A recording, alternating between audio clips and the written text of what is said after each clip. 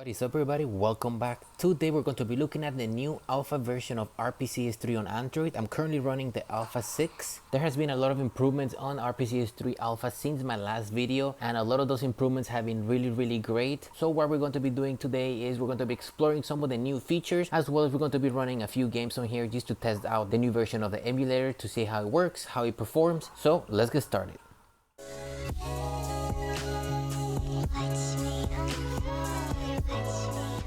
Now before we begin, don't forget to drop a like, subscribe to my channel, really helps me grow so I can keep bringing content for you guys like this. Also, for those of you that are new to the channel or are interested in installing this emulator on your Android device, this installed on my Retroid Pocket 5, but on any Android device will work as long as you're running Android 12 Plus. You will have to navigate to the link down in the description for the official GitHub page for RPCS3 Android, and you can navigate to the releases section, and in here you can download the most recent alpha. By the time I'm making this video, the most recent version is alpha 6, but as you can see, this has been updated pretty often, so maybe by the time you're watching this, there's gonna be a newer version, so make sure just to get that. Also, you're going to need the PS3 system software update, so make sure to download that directly from Sony. Also, the link will be down in the description. All you need to do is go to Sony's page, scroll down until you find reinstall using a computer, and right here you're gonna be able to download the PS3 update, okay? And if you want to see the installation process for the emulator, just check the link down in the description as well. That is the first video that I made on this emulator. I show how to install it, how to install the system firmware update, and I ran a few game tests if you want to see those as well. Otherwise, I'm not going to be showcasing that today. What are we going to be doing is we're going to be looking at new features of the emulator, and as well as testing out some new games. So right away, when you first launch the emulator, the biggest change from my previous video to now is that now the emulator has dark mode. Not having like a light background really helps the eyes. Now, some of the newer features that they have been adding in the past few alphas is that now on the menu on the left, you can see your firmware, you have system info, and you have a lot of settings. If we click on the settings, you can actually view the internal directory for the RPCS3, but we also have more advanced settings such as core, VFS, video, audio, and input output, the system, net, save states, and other settings. So if you navigate to the core, you're going to see a few things such as decoder, threads, debug, calling history, saving the logs, and many other settings. I haven't really played with any of these ones around. If you look under VFS, you can limit the disk shader cache size, so that way you're not using a lot of storage on your device. Also enable a maximum size and how much of the game's cache saved in your device. So that's a lot of control, that is really good. If you go to the video settings in here, this is really important because you can change now settings under the Vulkan. You can add asynchronous texture streaming, you can change the fidelity, asynchronous queue scheduler. Also, you can add more RAM allocation limit depending on your device. Another thing is the performance overlay, and this is really useful because you can actually see how the games are performing as you're playing them. I have this enabled, but also have enabled the frame rate graph. The frame rate graph also includes the FPS. You can technically disable the original overlay and you can still see the FPS, and I will show that in the video as we play some of the games on here. You can also enable a frame time graph, so you can customize that as such as the data points. As for the detail level, it's basically going to display more or less information depending on whether you have this enabled as none, minimal, low, medium, or high. You can change the position, top left, bottom right, and you can also change like the size. And one cool thing is you can also change the opacity of the overlay. So if you don't want it to be like blocking part of the screen or blocking some elements from the game, you can reduce the opacity. You have the renderer, which is no OpenGL or Vulkan. You can also change the resolution of the games. You can also change the aspect ratio of 69 or 4:3 depending on your device. So if you have let's say a Retroid Pocket Mini, you can put 4:3 aspect ratio. We also have a new feature, which is the frame limit, which in here you can basically set the amount of FPS your device will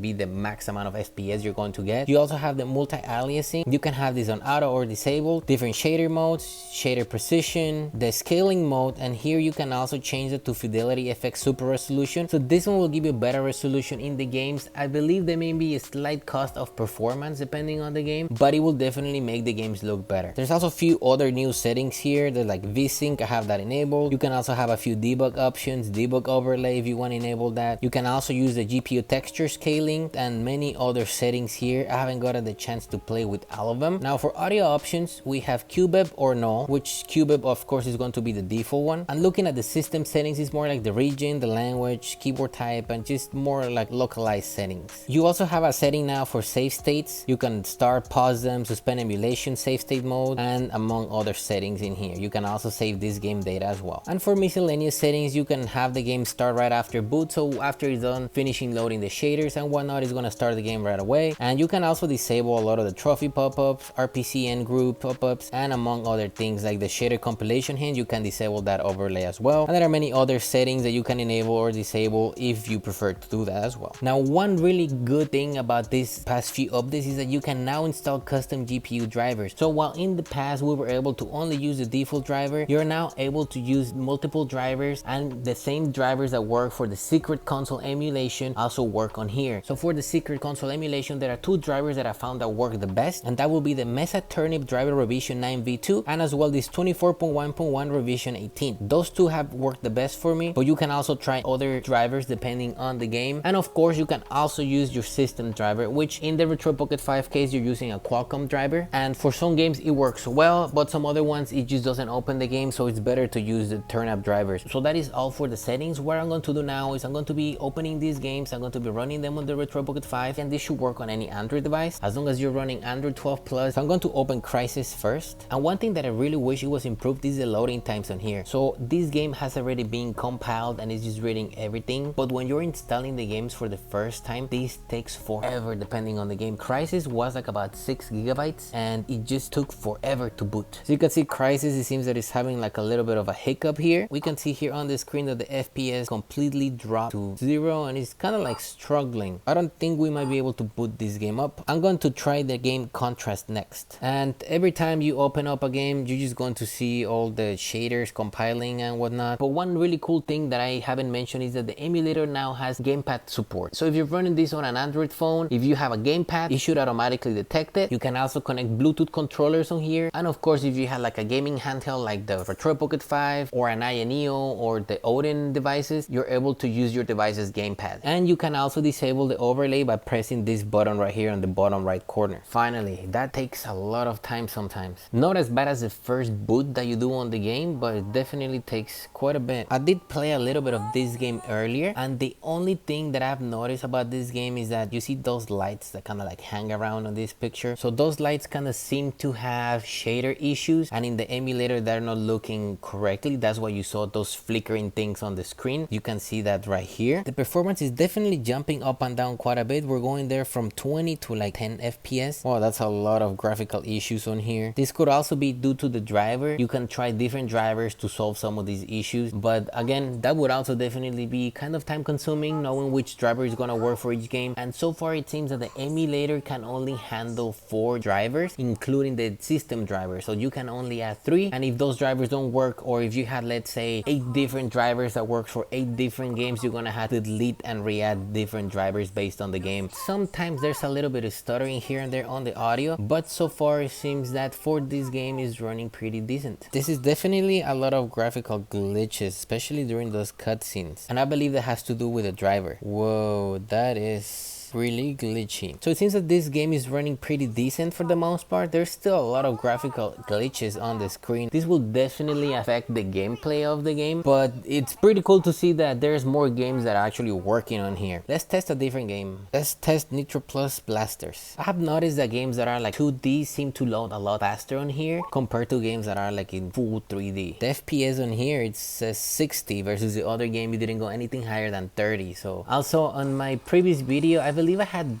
also showcased this game, but it just didn't work. It was not booting up, and now it's actually booting up. So that's actually really cool to see how games that were not working in the past are working now. Let's do like a quick battle on here.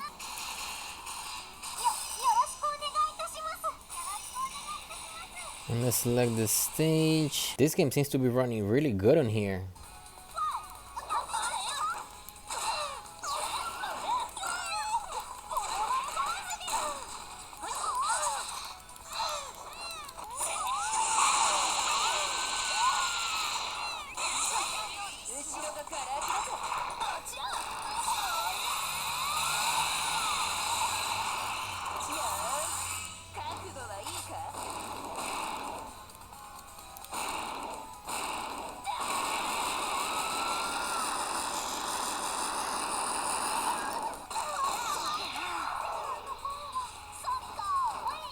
Alright, so this game boots up and works well, so let's check a different game. Next, I'm going to try the game Fear. And sometimes when switching games, like the emulator just doesn't load the game at all, so you have to close the app and you just have to reopen it and then just boot the game that you're trying to run, and then it should just work right away. Previously, I believe I tested this game in a previous video and it didn't work, so it's nice to see that it's actually working on here. The FPS so far seems pretty smooth on here.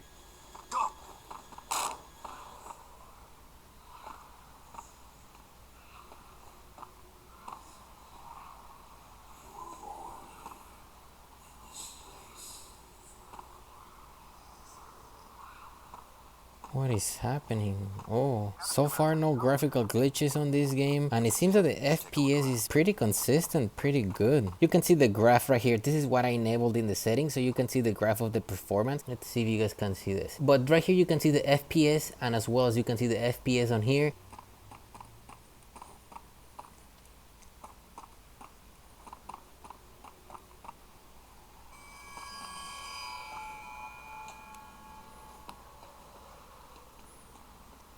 I tried playing the PC version of this game on winlator and it didn't really have like good controller support.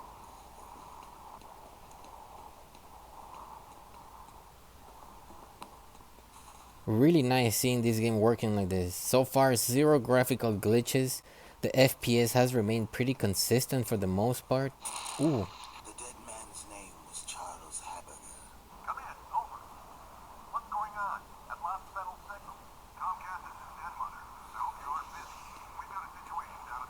Alright, since during this scene the FPS definitely dropped quite a bit. We're getting about 15-14 FPS. So hopefully it gets better. Audio sounds a little bit choppy due to the helicopter, but cool to see that this game has no graphical glitches. It seems to be running well for the most part, and it seems that the game is pretty consistent overall. I know the last game that we're testing is Silent Hill Downpour. In the other video I tested Silent Hill Homecoming. Downpour was a game that was just not working at all, so this is the game that I was showcasing in the beginning of the video, and this has been actually working pretty well on here. You do get a few stuttering here and there because the shader loading. You do get the occasional FPS drops and whatnot, but it's nothing too bad. Here we are in game. The only graphical glitch that I see is that line going over, but it's not really that noticeable once you're actually playing and moving around. I guess it's more noticeable when you look at the sky on certain things. It's kind of harder to see in the video, I believe, but you can see it right here.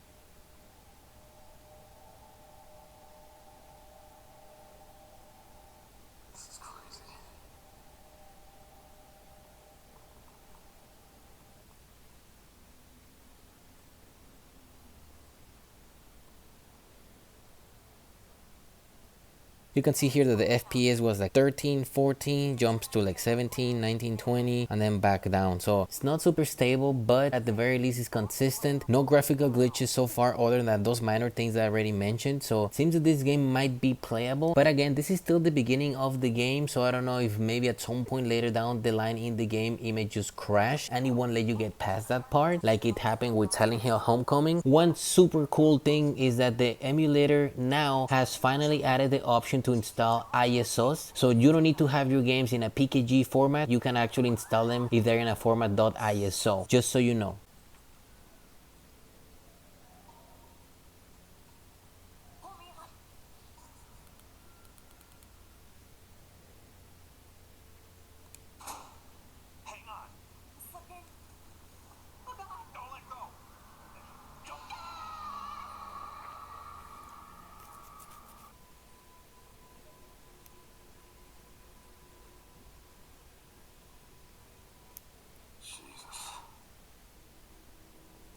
The FPS is not that consistent. We're going around 12, 13 FPS, but it doesn't seem too stuttery or too laggy. So hopefully it remains this way and it just improves overall. Since now we're getting closer to the gas station, it's getting a little bit better.